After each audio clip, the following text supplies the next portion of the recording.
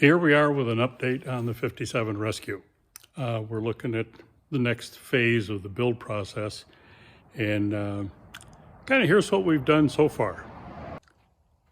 We're working on getting the bed attached to the frame. We've had the cab off 11 times, but it's where it's going to stay until we get ready to do something with paint.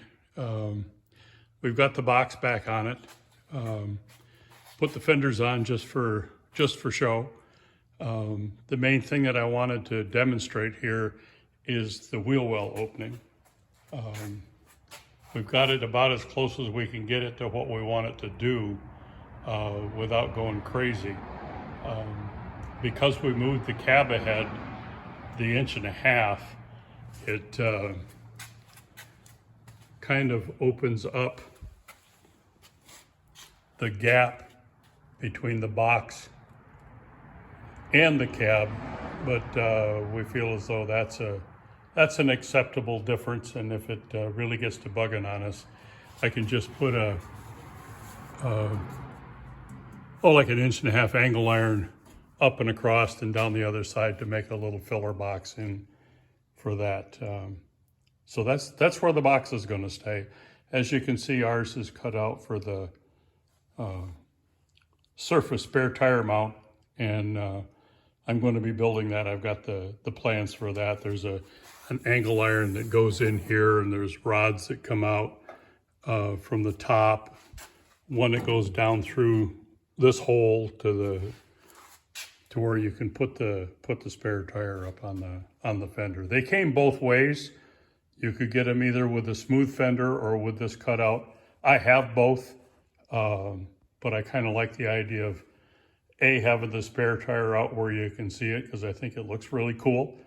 And B, we've still got a spare tire hole in the back that was original with the Yukon that we're still making operational to where we can actually carry 2 spare tires with us, or make up some kind of a little box to go in where that other spare tire would go. Been doing some work up in the cab as well. Let me go around to the front here. If you remember the last time you looked at this, there were all kinds of holes in the firewall, and I have since filled all those in to where we've got that more looking the way it's supposed to. The hole that I left there was for the wire that goes to the wire-driven throttle cable. I made up a bracket here to go from the top of the firewall down to the bottom of the firewall to support the hydro boost, to where that's all ready to go. I also did a bunch of work down in the bottom around the steering column. Left the hole for the floor-mounted dimmer switch, because I remember when those were the real thing. Now we'll go look at the inside. Inside we've got, this is the original bracket for the brake pedal from the Yukon, and bolted that onto the firewall to where the brake pedal is pretty much where it used to be. I also took some time and worked on the emergency brake activator. Made mounts for that and made sure that my vent cover was still going to work. So I set the emergency brake out just a little bit to where it's not right up against the wall. But the pedal is still in good shape. I've still got to drill the hole for the cable that goes down to the hookup on the back. As you can see here, we've filled in the holes, put the steering wheel up as high as I think I can, or the steering column. So I wanted to minimize the angle on that upper U-joint. We talked before about the upper mount I got a 0 drop and made up an adapter to where I could bolt that to my dash. On the bottom, I've got a 2-piece ball mount. This comes apart and goes around the steering column, and then this part goes over that to where it does that, and that actually goes down on the firewall to pretty up the hole where it goes through the firewall. Obviously, that'll all get gooped to where it's waterproof. We did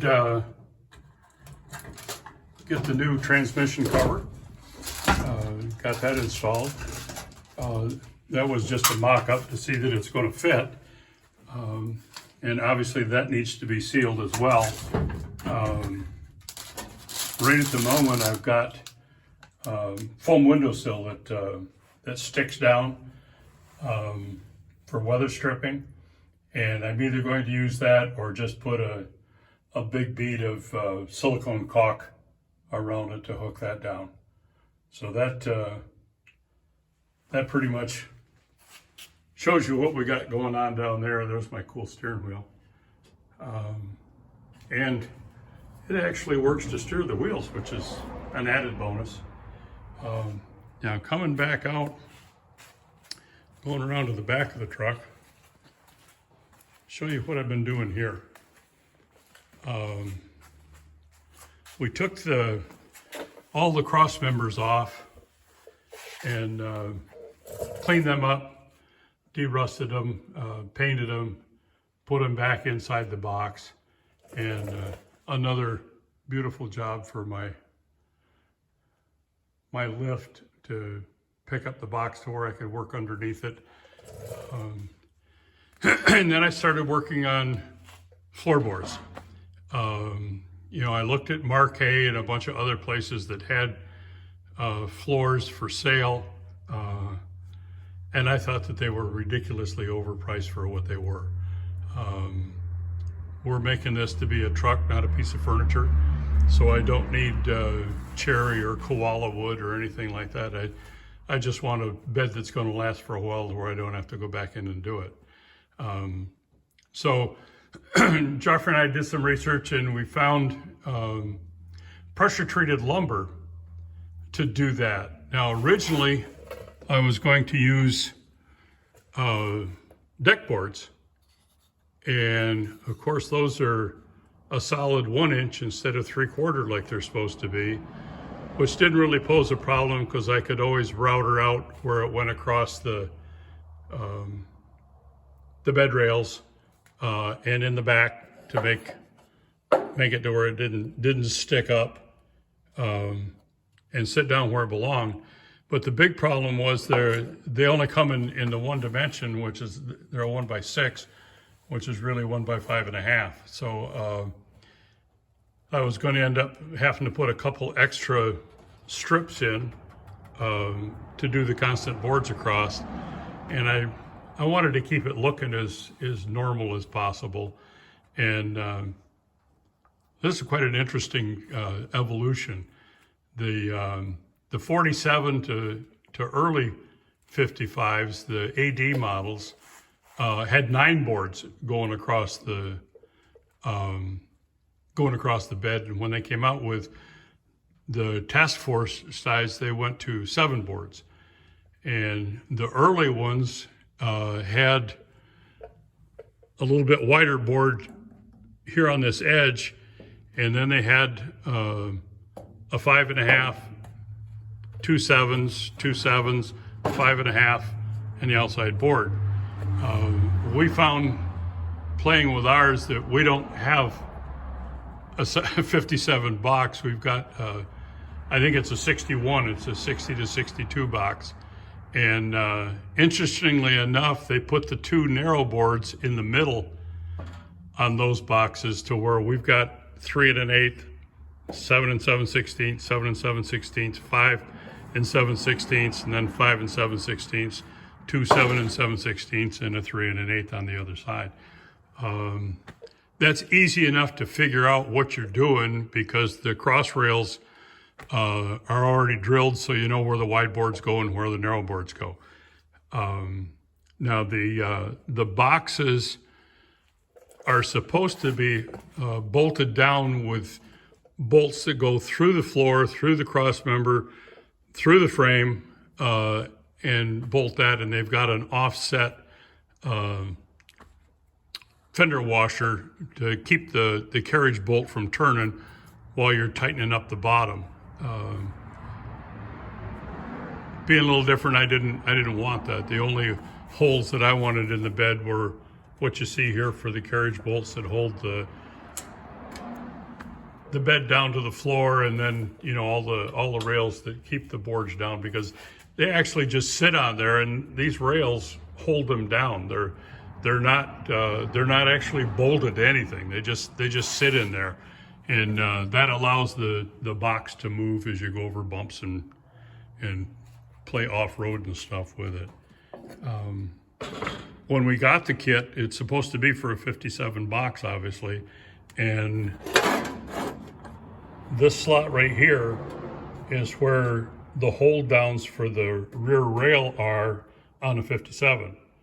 On a 61, they're way out here.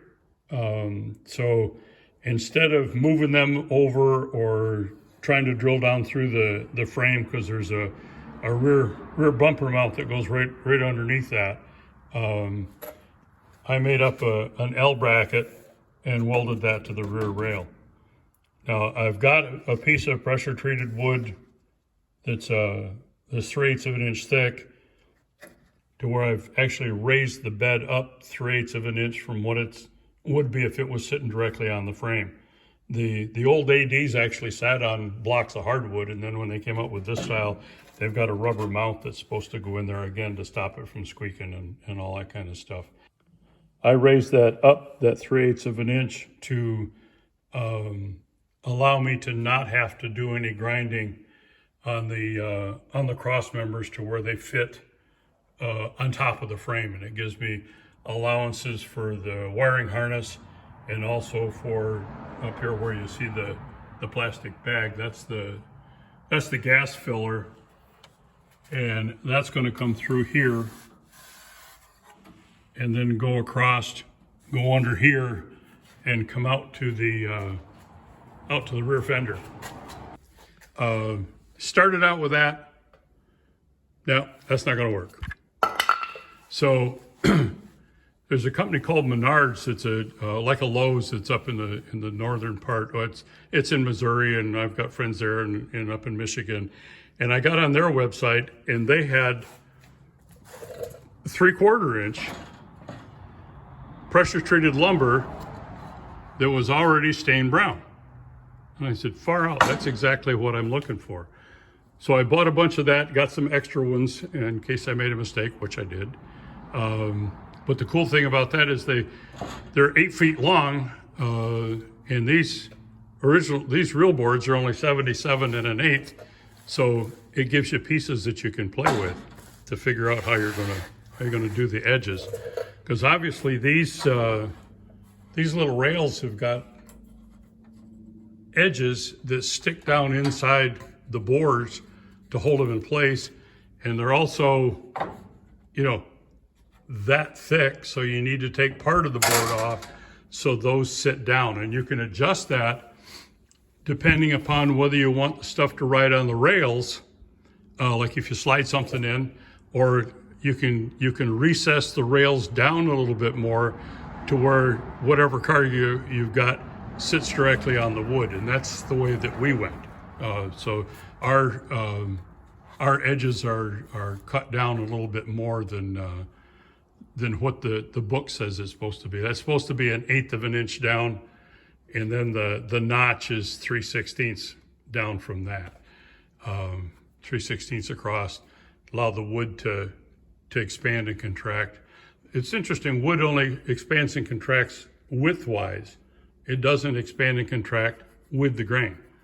So you can't put your bed in tight, because if the moisture content changes, you can end up buckling your floor, and it's got to be able to move. So I started out trying to get the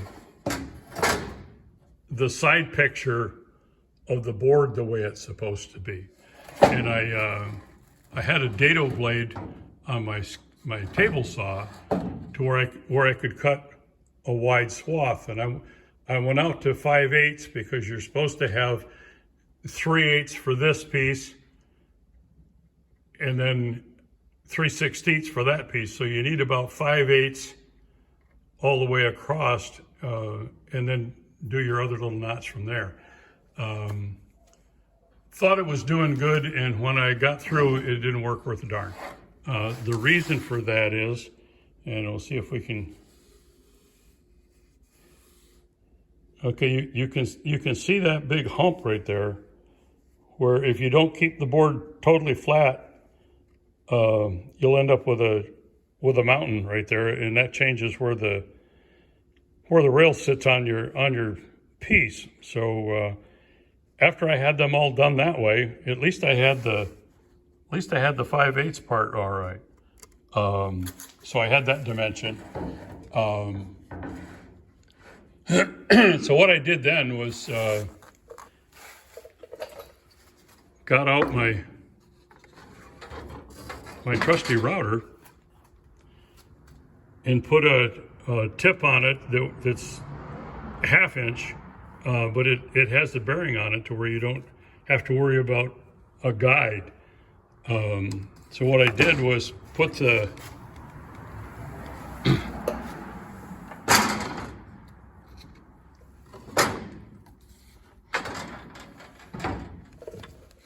router on there and run along the edge to clean up those bumps. And that worked very, very well.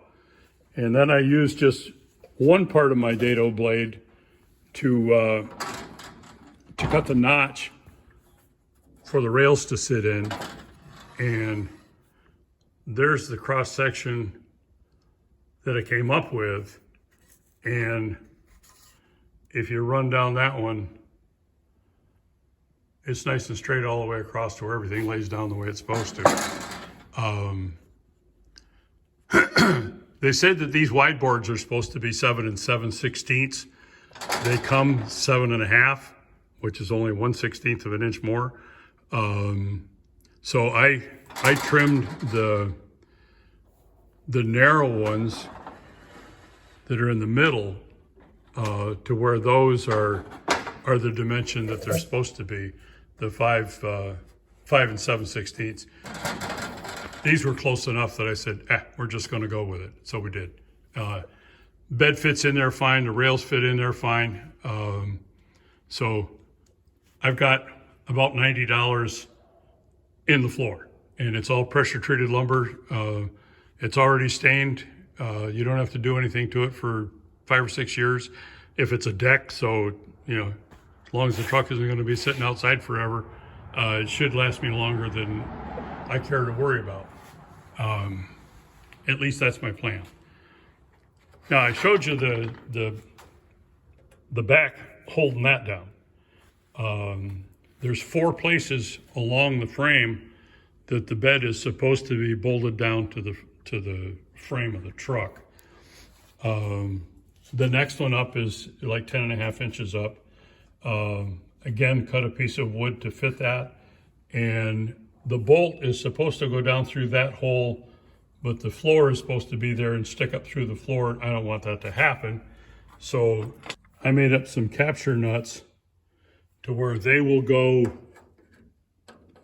inside this to line up with the hole that I drilled through the frame, come up from the bottom to bolt these down. For the next ones, had to get a little more creative.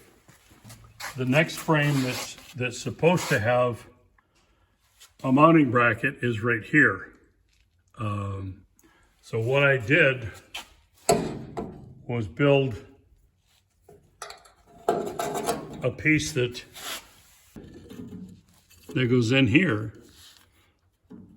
that will bolt to this cross member right there, come up and bolt to the bed itself. This upper piece will get welded to that cross tie. And then the front of the bed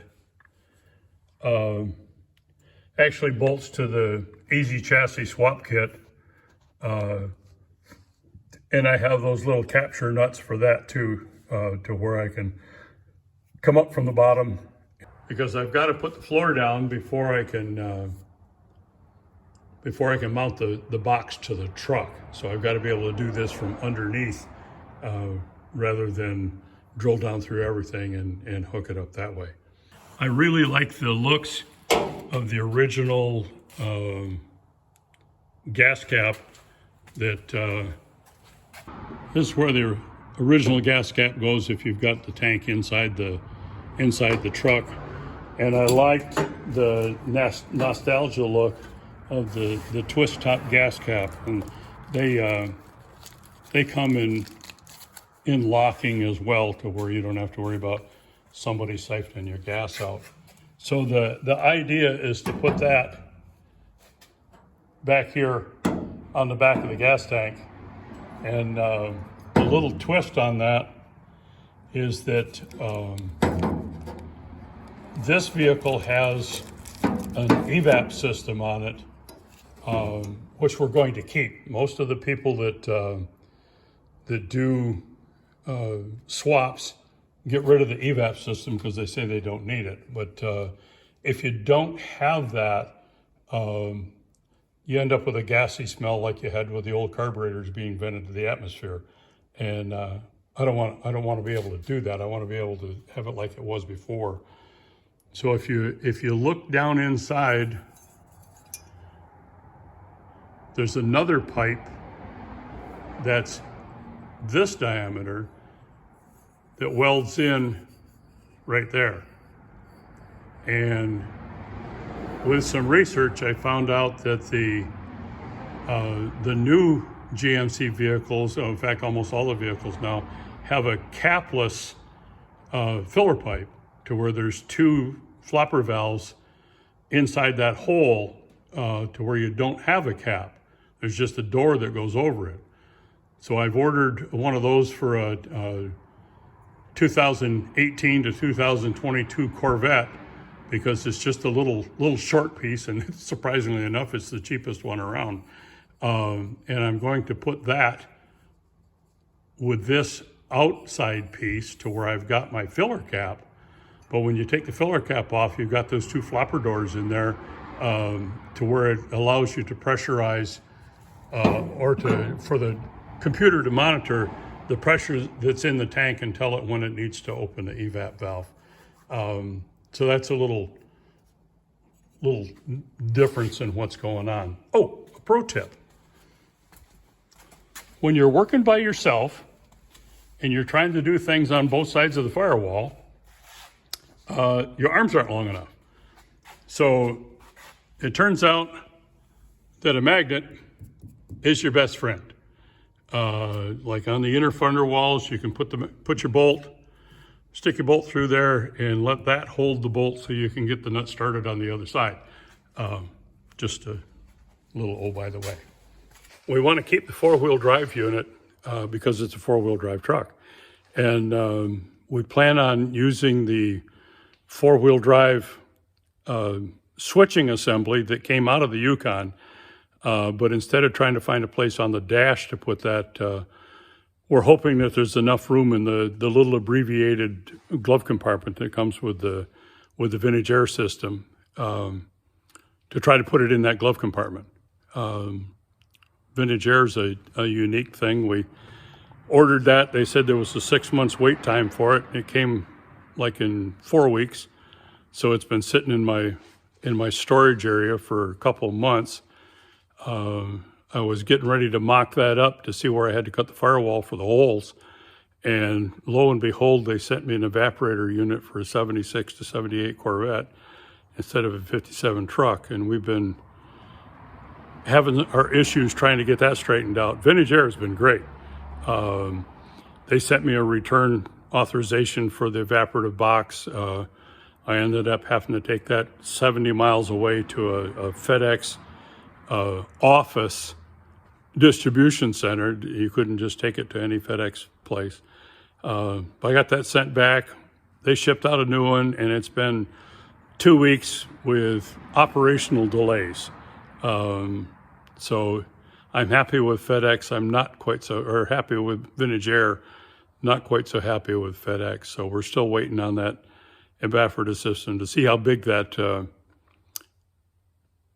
that abbreviated glove compartment is. The other thing is that we wanted to be able to utilize the cruise control because it had it, and it's nice if you're going tripping to have the cruise control, but ours was on the stock with the directional lights and windshield wipers and all that stuff, and we're not doing that.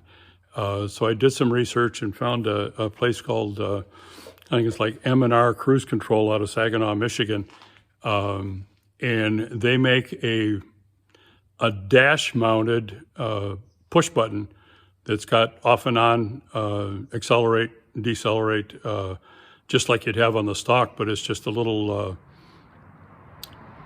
it's a little thing that just snaps onto some holes that you drill in the dash to where it's a surface mount. So that's going to be really cool. We're going to be able to have our cruise control and match that with the tilt steering wheel and the electric seat and electric windshield wipers and air conditioning, and this thing should just be an absolute ball to kick around in.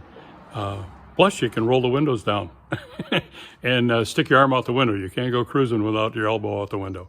And we've got the vent windows to where we can create a tornado inside the truck. So that's where I am right now. We're still waiting on figuring out what we're going to do with the rest of the wiring. I've got the fuse box all mounted up underneath the hood, and we're taking the rest of the wiring out of the Yukon that goes through the firewall into the dash to where we've got the wires that go down to the brake pedal for the cruise control and the torque converter lock, and as well as the brake lights, wires for the on-off start switch, wiring to go out for the headlights and taillights and all that kind of stuff. We're going to utilize the whole body harness from the Yukon and just not hook up the airbags and all that kind of stuff. Door speakers and things like that, they all unplug out of that main harness. So that's probably the next step, is to get that harness out so we can get it unloomed and get the wiring diagram out to figure out where the pink wires go and where the green ones with the white stripe go, and see if we can hook them up. So thanks for watching. I hope I'm helping you get through some of the hurdles to play in this game. If you got any questions, just give us a shout and we'll see what we can do to answer them. Thanks again.